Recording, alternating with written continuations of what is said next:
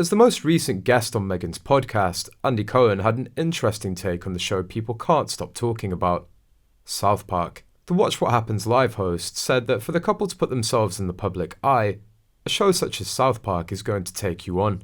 US animated TV series South Park dropped an episode last week titled The Worldwide Privacy Tour, where the red-headed Prince of Canada and his wife beg for privacy. The characters find themselves in South Park after embarking on a tour in an effort to find some seclusion. The episode includes the funeral of the Queen of Canada, who resembles Queen Elizabeth. The prince's book, titled Wah, also shared a resemblance to Harry's memoir Spare. I mean, the South Park thing I don't think is that deep, former Archetypes guest Cohen said in an interview. You know if you're in a vernacular, South Park is going to take you on. So you know it's part of the hazards of being in the public eye, I would say at least. In the last episode of Archetypes, Meghan speaks to Judd Apatow, a straight white man, Trevor Noah, an attractive black man who backed a professor who said people supporting the monarchy are being recolonised, and Andy Cohen, a gay white man, the creator of Housewives franchise, and a late night that Meghan never got booked on. This final episode of Archetypes was about settling scores with the Hollywood men that rejected her. The royal grift mentions in a video, she says Meghan was making Andy incredibly uncomfortable for not putting her on his show back in the day and not remembering her.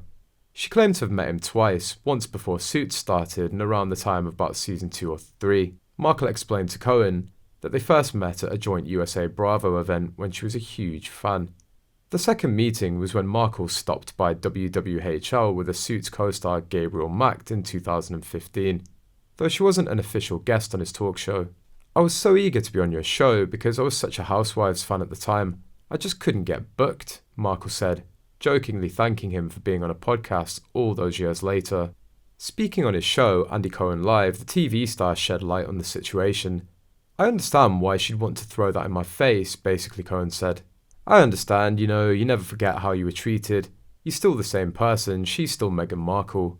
Cohen added that Markle even came to a taping of WWHL before, which made him feel a little worse. She was gleeful in telling me, I have to say, he said, she was so happy to tell me that.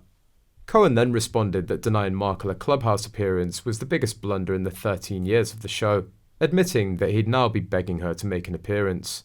According to an expert, Harry and Meghan Markle should be flattered to be included in the long list of esteemed and distinguished figures to feature on South Park. But despite the less than complimentary depiction of the royal pair, PR expert and Go Up founder Edward Cohen James said they should be happy to have joined the roster of celebrities to have been featured on the show, even if they're the butt of the joke. On the other hand, to a degree they should be flattered, Cohen James said.